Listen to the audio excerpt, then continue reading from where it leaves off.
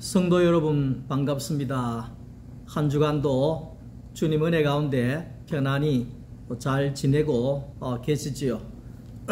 전국이 홍수로 인하여서 폭우로 인하여서 많은 어려움을 겪는 중에 있습니다.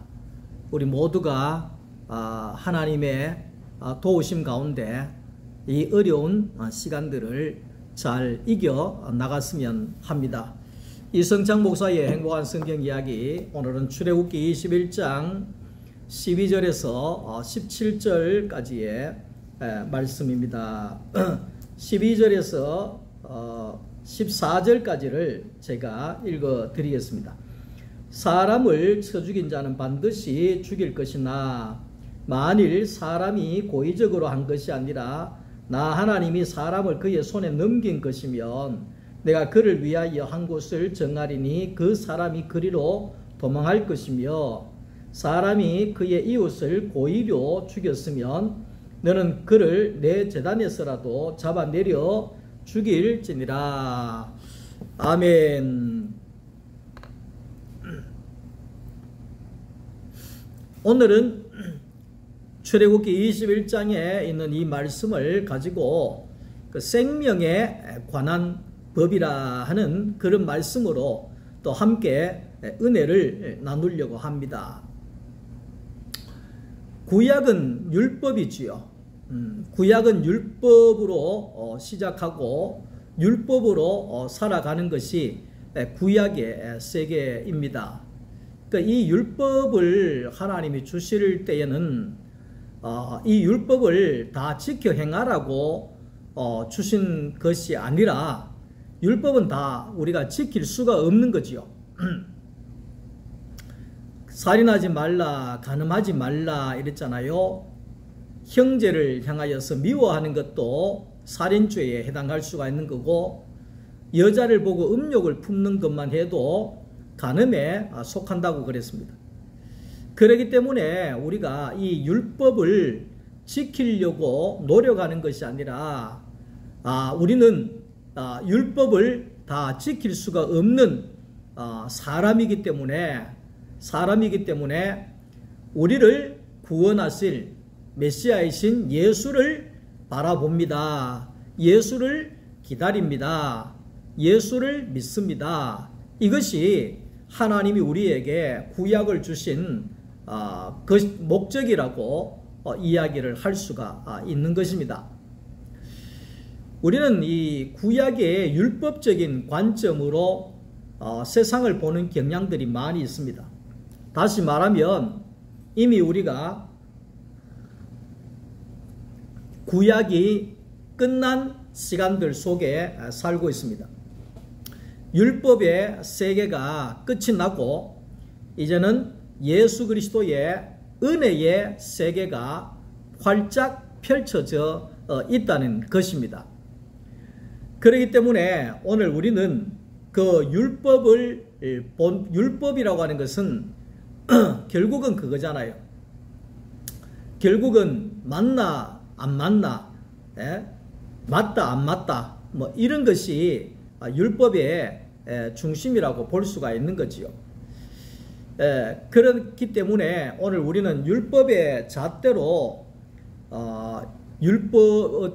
예를 들면 안식일 날 교회 왔나 안 왔나, 왔나 안 왔나, 주일 지켰나 안 지켰나, 예를 들면 그렇게 우리는 율법을 자꾸만 본다는 것입니다.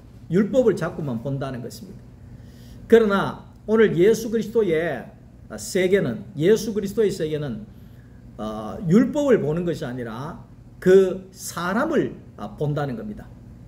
율법을 보는 것이, 법을 보는 것이 아니라 그 사람의 그 생명을 찾는다는 것입니다. 그래서 오늘날 이 세상은 돈이라고 하는, 돈이 곧 성공이고, 돈이 곧 명예고, 돈이 곧 권세라고 이야기할 수 있기 때문에 이 돈을 최고의 가치로 여긴다는 겁니다. 돈이 성공이고, 돈이 명예고, 돈이 권력이고, 돈이 최고의 가치라는 겁니다. 돈만 있으면 성공한 것이고, 돈만 있으면 행복한 것이고, 돈만 있으면 명예는 따라올 수밖에 없는 것이고, 그래서 많은 사람들이 돈을 쫓아서 살아가고 있다, 이렇게도 볼 수가 있는 겁니다. 그러나 오늘날 우리의 예수 그리스도의 세계 안에 살아가고 있는 오늘 우리에게는 그 돈을 쫓아서 살아가는 것이 아니라 우리는 하나님이 우리에게 허락하여 주신 생명에 초점을 맞추어서 살아가는 존재들이다, 그렇게 이야기를 하고 있습니다. 다시 말하면 세상은 돈을 중요시하지만 하나님의 나라는 사람을 중요시한다는 것입니다. 율법의 세계에서는 율법을 지켰나 안 지켰나 율법을 중시하지만 예수 그리스도의 세계 안에서는 사람의 생명에 초점을 맞추고 있다는 겁니다. 율법을 지켰느냐 안 지켰느냐가 아니라 그 사람이 사느냐 죽느냐, 그 생명에 초점을 맞추고 있다는 것이죠. 오늘 우리는 성경은 그렇게 이야기를 합니다. 성경은 돈을 많이 벌어서 성공하고 잘 먹고 잘 사는 그런 이야기가 아니지요. 성경이라고 하는 것은 사람을 살리고 사람을 치료하고 사람을 세우는 것이 바로 하나님의 말씀이다, 이 말을 하는 거지요. 그래서 하나님의 나라는 한 사람을 천하보다도 귀하게 여기는 것이 하나님의 나라요.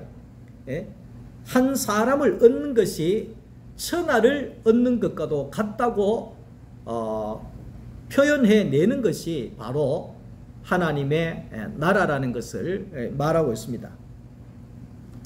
이번 주간에 그 TV를 잠깐 보면서 영양에 그 과수원을 하는 중년 부부가 나왔습니다. 그러니까 한 40대 후반 이 부부가 나왔는데 이 과수원을 아주 크게 하고 있더라고요. 과수원을. 그러면서 이 두 부부가 돈이 성공이다, 돈이 있어야 산다, 돈이 최고다, 나이 들면 돈이 최고다, 뭐 이런 식으로 해서 열심히 과수원을 하면서 살았는 것 같아요. 그래서 어느 정도 돈도 벌이기도 하고, 실제로 그 사과 농사를 짓는 그 청송 우리 고향 친구를 보면 거기에 사과 농사를 짓는데 몇 억을 벌이더라고요. 이전에 이야기하는 거 보니까 그 정도로 이렇게 열심히 했으니까 돈을 모으는데 엄청난 재미가 있었겠죠. 그런데 이들에게 그 남자가 50이 넘었는데 늦둥이가 생긴 거예요. 다시 말하면 늦게 아기가 들어섰다는 거예요. 그러니까 그 딸을 낳고 난 다음에는 그 엄마 아빠가 인터뷰를 하는데 보니까 이전에는 돈이 재산인 줄 알았다는 거예요. 돈이 최고인 줄 알았다는 거예요. 돈만 있으면 산다고 생각했다는 거예요. 그런데 지금은 아기가 생기고 딸을 낳고 나니까 딸이 재산이라는 거예요. 딸이 생명이라는 거예요. 딸이 최고라는 거예요. 그래서 이제는 사과 농사 짓는데 목숨을 안 건답니다. 죽도록 그렇게 돈 벌이려고 애를 안 쓴답니다. 되도록이면 딸하고 놀아주고 딸하고 행복을 찾고 아름다운 추억을 만들고 그러면서 산다는 겁니다. 왜? 그 딸이 생명이 돈보다도 더 귀하다는 것을 알았다는 것을 이야기하는 겁니다. 그렇습니다. 오늘날 교회는 돈보다 생명이라는 겁니다. 돈보다도 더 귀한 것이 바로 생명이라는 겁니다. 천하보다도 더 귀한 것이 한 사람이라는 겁니다. 한 사람을 얻기 위해서는 천하를 내어줄 수도 있다고 하나님은 말씀을 하고 있습니다. 오늘 우리 모두는 하나님의 하나님께서 세우신 그 제사장, 하나님께서 세우신 제사장은 하나님의 이름으로 백성을 축복하고 축복을 쓰는 함으로 인하여서 그 하나님께서 복을 주신다 하는 그런 의미가 있습니다. 제사장이 축복하면 그 제사장의 주인 되시는 하나님께서 복을 빈대로 이루어 주신다. 이것이 제사장이라는 거죠. 그래서 민수기 23장에 구약의 이 축복권이잖아요. 구약의 축도라고 이야기할 수 있습니다. 예? 여호와는 내게 복을 주시고 너를 지키시기를 원하며 여호와는 그 얼굴로 내게 비추사 은혜 베푸시기를 원하며 여호와는 그 얼굴을 이성창이에게로 향하여 드사 평강의 복을 주시기를 원하노라. 이게 제사장의 축복이죠. 그러니까 제사장은 축복의 모든 신자들을 축복하는 축복의 대표자이다. 이 말을 하는 겁니다. 다른 말로 하면 제사장은 사람을 축복하는 것만 하나님이 주셨다. 다시 말하면 축복만 하는 것이 제사장이다. 이렇게 이야기를 하죠. 그래서 로마서 12장 14절에 너희를 박해하는 자들을 축복해라. 다시 말하면 너희를 핍박하는 자들을 위하여서 축복해라. 이 말은 뭐예요? 우리가 매를 맞고 우리가 고난을 당하고 핍박을 당한다 할지라도 우리에게서, 다시 말하면 예수를 믿는 우리에게서 나올 수 있는 것은 하나님의 축복밖에 없더라. 그러니까 예수님께서 십자가를 지실 때 매를 때리고 침을 뱉고 조롱을 하고 십자가에서 못을 받고 창으로 찌르고 거기에 머리를 치고 하는 그 사람들을 보면서 예수님께서 주여 하나님, 하늘에 불이 내려서 이 인간들을 전멸을 시켜주시기를 바랍니다. 이런 기도를 안 했어요. 예수님께서 기도하시기를 아버지여 저들을 사하여 주옵소서. 이 말은 뭐예요? 하나님 저들을 축복해 주십시오. 이런 기도지요. 그러니까 뭘 이야기하느냐 하면, 그러니까 오늘 예수 안에서는 저주가 없다는 겁니다. 비난이 없다는 겁니다. 거기에 남을 죽이는 것이 없다는 겁니다. 오로지 뭡니까? 하나님의 나라는 예수 안에서 내가 매를 맞더라도 내 원수라고 할지라도 원수를 축복해야 하는 그런 자리가 하나님의 나라라는 거죠. 다시 말하면 하나님의 나라 속에 예수 안에 속해져 있는 사람은 원수를 만난다 할지라도 거기에 싫은 소리 나오는 것이 아니고 그 사람을 찌르는 소리가 나오는 것이 아니고 도리어 그 사람을 축복해내는, 다시 말하면 온전한 사람을 살리는 생명의 소리만 나오는 그런 생명의 사람으로 우리가 예수 안에 있다 하는 것입니다. 그러니까 우리가 베드로전서 2장 9절 말씀 속에서도 오직 너희는 택하신 족속이요 왕같은 제사장이요 이래 이야기하잖아요.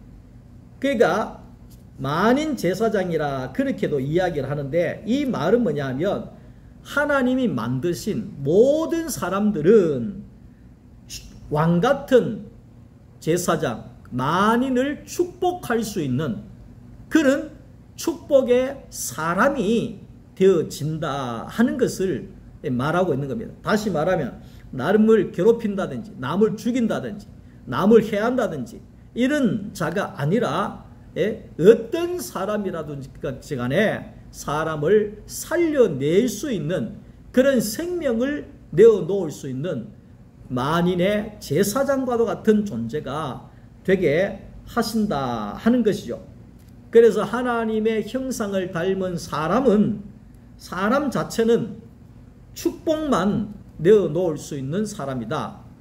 우리는 축복의 사람이라는 겁니다. 그래서 당신은 축복받기 위해 태어난 사람, 다시 말하면 당신은 축복밖에 없는 하나님의 사람이다. 이 말을 하는 거죠. 우리에게는 다툼이나 시기나 미움이나 저주나 죽이는 거나 이런 것이 없다는 겁니다. 우리에게는 뭐만 있느냐? 축복만 있다는 겁니다. 축복을 내어줄 수 있는, 사람을 살리는 것만 있다는 겁니다. 사람을 위로하는 것만 있다는 겁니다. 사람을 안아주는 것만 있다는 겁니다. 사람을 일으켜주는 것만 있다는 겁니다. 이게 만인 제사장이죠. 예. 하나님은 인간관계의 첫 번째 항목으로 사람의 그 생명을 존중할 것을 말씀하고 있습니다. 오늘 여기에도 보면 하나님은 사람을 쳐 죽인 자는 반드시 죽일 것이다. 사람이 그의 이웃을 고의로 죽였더라도 너는 그를 제단에서 잡아내어 죽일지니라. 이런 구약의 이 율법을 이야기하잖아요. 이 말은 뭐냐 하면, 이 말은 사람의 생명을 귀하게 여겨라, 이 말이. 그 생명을 어떤 것이라도 대체할 수가 없다는 겁니다. 대체할 수가 없다는 겁니다. 그렇기 때문에 오늘 우리는 생명을 귀하게 여기는 자가 되어져야 한다는 겁니다. 어떤 교회에 미성년자 여자아이가 미혼모가 돼서 혼전 임신을 해가지고 결혼도 안 했는데 미성년자가 아기를 가진 거예요. 그러니까 뭐 잘 알듯이 미성년자 애가 뭐 아기를 가지면 그 남자애는 도망갈 부가 없을 끼고 이 여자는 그 아기하고 그 둘이 남아있는 그런 상황에 교회까지 들어오게 된 거죠. 왜? 도와달라고. 자, 그래서 교회 안에서 이제 회의가 진행되고 의논이 한 겁니다. 그래서 참 불쌍하다. 그러니까 저게 미혼모하고 그 아기하고 우리가 그 용품을 사서 우리가 어떻게든지 살아갈 수 있도록 좀 도와주자, 이렇게 이야기를 한 거예요. 그러니까 한 부류들이 일어나서 이야기하면 No, 안 됩니다. 안 됩니다. 아직까지 나이도 어린데 남자하고 잠자리를 하고 저렇게 음탕한 짓을 행하고 그것도 애를 낳아가지고 무슨 낯짝으로 교회까지 와가지고 도와달라 하느냐고.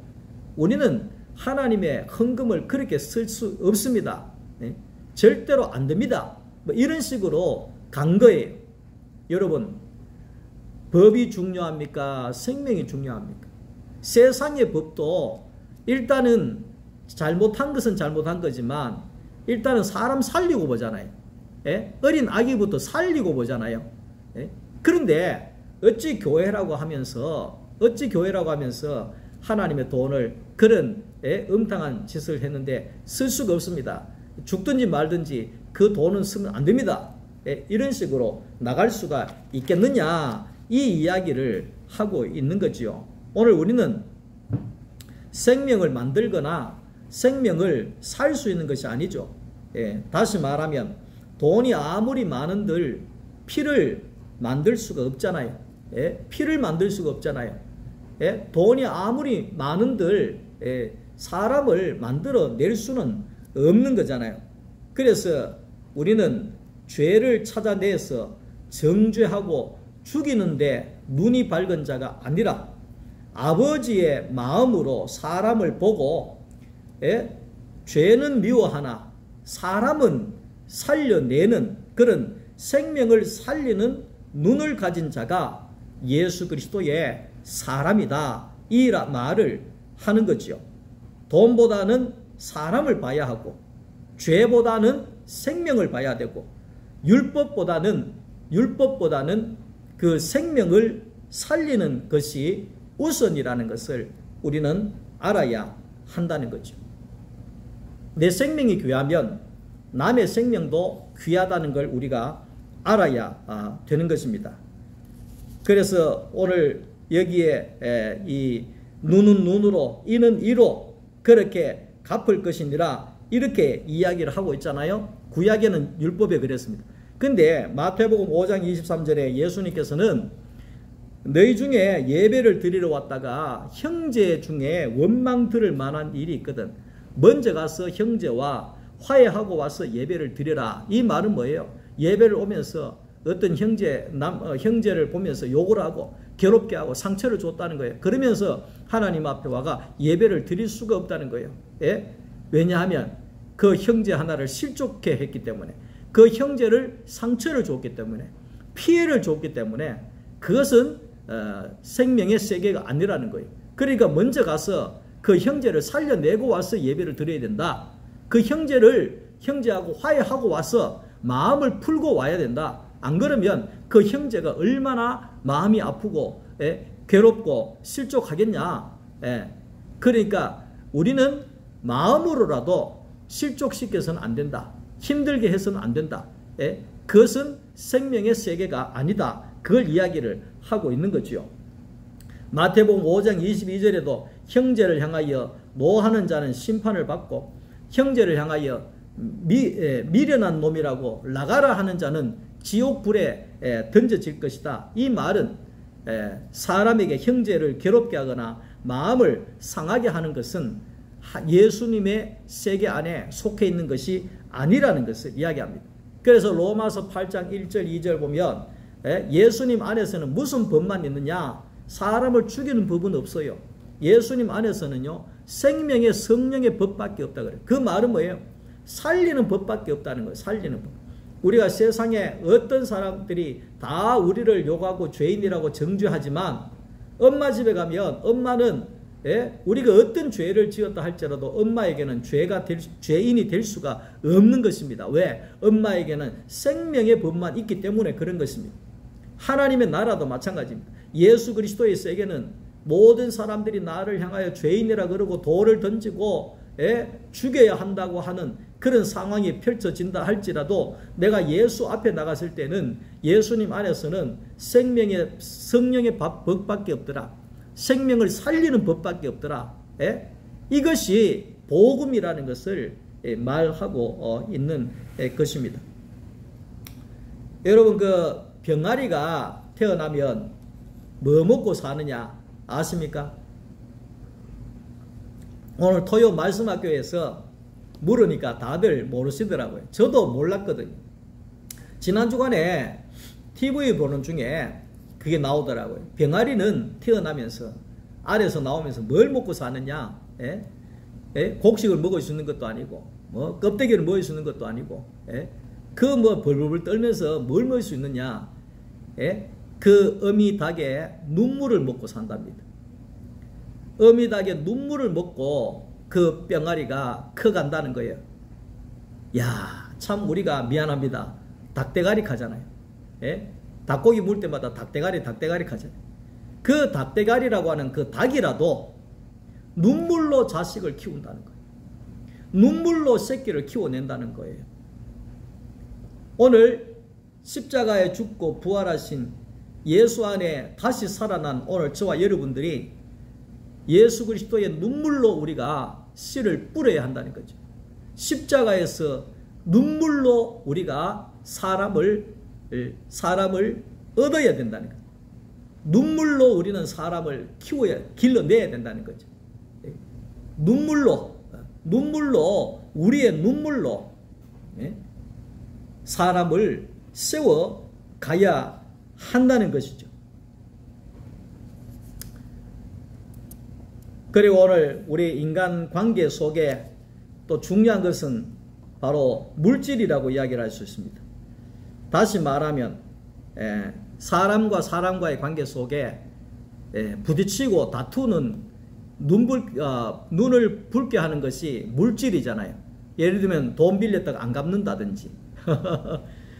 저도 과거에 그 개척 교회 할 때 제가 참 어렵게 참 많은 5만원 10만원 건축원금을 한 300만원 못 왔거든요. 300만원 못 왔는데 야, 참 그 300만원 있다는 걸 어떻게 알고 여자 집사님이 와가지고 자기 아들 신학교 다니는데 내일 돈 안 내면 유급된다는 거예요. 학교도 못 댕기고 목사님 그 300만 원 좀 빌려주면 안 되겠습니까? 근데 그 개척교회 300만 원 그게 다 안 돼. 그걸 달라 그러니까 그래서 그걸 할 수 없이 줬지요. 예? 그때 300만 원 같으면 지금 뭐 엄청 크죠. 줬는데 이거 갖고 갈 때는 당장 뭐 한 달 뒤에 뭐 갚는다 하더니만은 아직도 안 갖고 있습니다. 그러니까 뭘 이야기하느냐면 이 물질이라고 하는 것 때문에 서로 간의 관계가 깨지고 힘들게 하고 과거에 왜 있잖아요. 보증 잘못 써가지고 남 때문에 인생 망한 사람들이 얼마나 많습니까? 그렇게 물질로 남을 힘들게 하지 마라. 그러면 그 생명을 해야 하는 길이다. 힘들게 하지 마라. 그러면 좋은 관계 유지가 안 된다.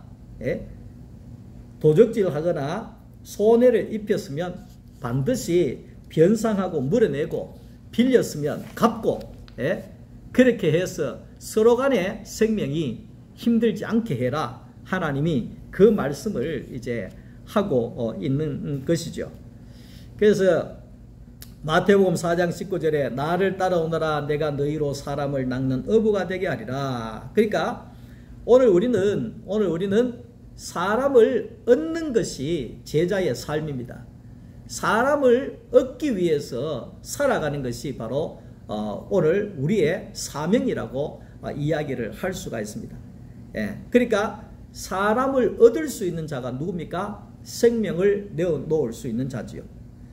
그러니까 예수님께서 제자들을 부르신 목적이 복음이라고 하는 그물로 사람들을 생명 안으로 이끌어가는, 생명으로 이끌어가는 사람을 제자라고 이야기를 하는 거죠. 그러니까 복음이라고 하는 그물을 던져서 사람을 얻어서 이 사람을 예수라고 하는 영원한 생명의 생명의 나무로 생명이신 예수와 연합되어질 수 있도록 우리가 그렇게 예수께로 인도하는 이것이야말로 교회가 해야 할 일이고 오늘 목사가 해야 될 일이고 우리 모두의 사명이라는 것을 우리가 알아야 된다는 겁니다. 사람을 부르고 사람을 치료하고 사람을 살리고 영원한 생명을 얻게 하는 것, 이것이 바로 오늘 우리가 해야 할 일이라는 것입니다. 하나님은 오늘 우리를 거기에 사람으로 지으셨다는 겁니다. 오늘 뒤에 말씀 속에 오면 무당도 나오고 짐승도 나오잖아요. 그러니까 무당이라고 하는 것은 그 귀신과 신접한 것을 이야기합니다. 접신한 걸 이야기합니다. 귀신과 사탄과 접신한 것을 무당이라 그렇게 이야기를 합니다. 무당들이 점칠 때 왜 뭐 할아버지 목소리 내고 할매 목소리 내고 하면서 하잖아요. 그게 뭡니까? 귀신과 접신이 된 거죠. 그런 자는 결국은 뭡니까? 능력을 쫓는 자들이죠. 능력을 쫓다 보니까 신의 그 귀신과 접신이 되어져서 신의 경지에서 신처럼 행동하려고 하는 그런 하나님의 자리에 올라간 사탄의 모습과도 같은 거죠. 오늘날 많은 사람들이 능력을 쫓고 신령한 것을 쫓는 사람들이, 능력을 쫓는 사람들이 얼마나 많은지 모릅니다. 그리고 이 짐승과 행음하는 자다 이래 이야기하거든요. 그러니까 하나님이 사람을 만들어놨는데 짐승처럼 살아버리는 거예요. 짐승처럼 막 먹는 데 혈안이 되고 먹는 거 가지고 싸우고. 그러니까 이 짐승은 거기에 뭐 그게 없잖아요.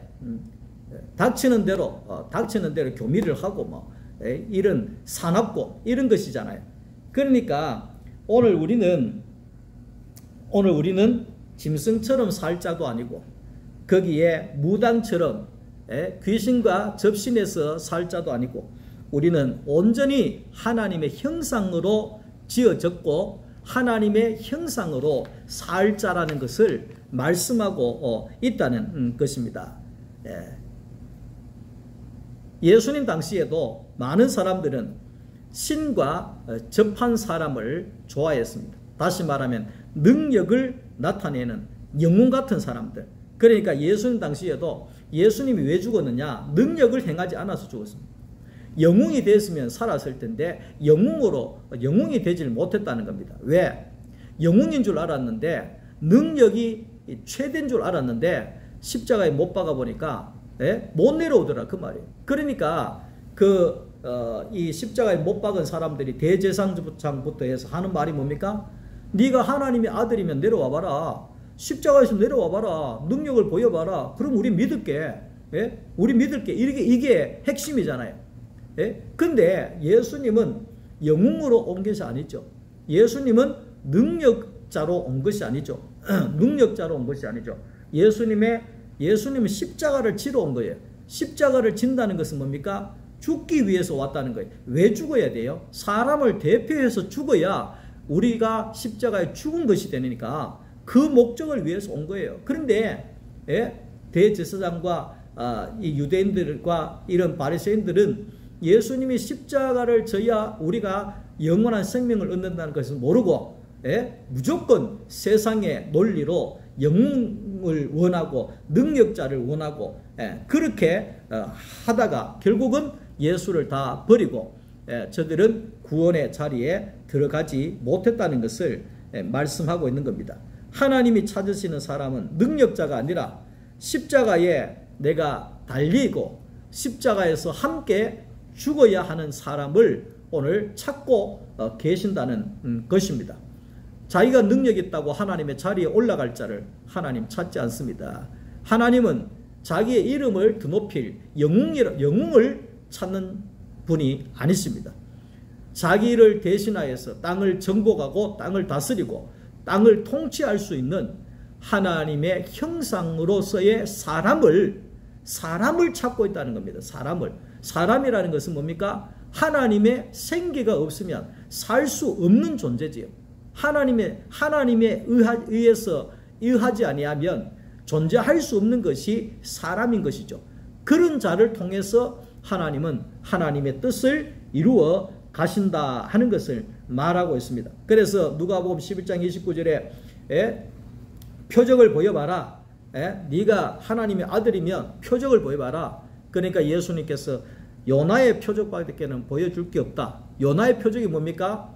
십자가에 3일 동안 죽고 3일 후에 다시 살아나는 이 표적 외에는 보여줄 것이 없다. 십자가의 표적 외에는 보여줄 것이 없다. 그러니까 나는 죽고 내 안에 예수가 부활하는 이 표적밖에 내가 보여줄 것이 없다. 오늘 이것이 우리의 고백이 돼야 돼. 우리의 간증이 돼야 돼. 나는 십자가에 죽고 내 안에 예수가 부활하여서 살아나시는 사셨네 예수 다시 사셨네 예수가 다시 내 안에서 살아나는 이 표적밖에 보여줄 것이 없는 존재가 되어야 되는 거죠. 오늘 이성창 목사도 마찬가지입니다. 뭘 보여줄 것인가? 목사가 능력 있다. 목사가 뭐 대단하다. 이런 것이 아니라 내 안에 예수가 부활한 것을 보여줄 수 있는 이것밖에 표적이 없다는 거예요. 예수가 나오는 표적밖에 없다는 거예요. 그것이 바로 교회고 오늘 우리의 사명이라는 것을 말씀하고 있는 것입니다. 오늘 우리 모두는 내가 죽고 내 안에 예수가 부활하여서 예수가 드러나는 표적 외에 보여줄 것이 없는 그런 생명의 사람들이 되어질 수 있기를 주님의 이름으로 축복합니다.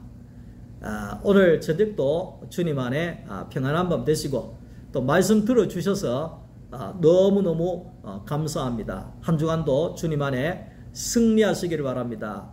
감사합니다.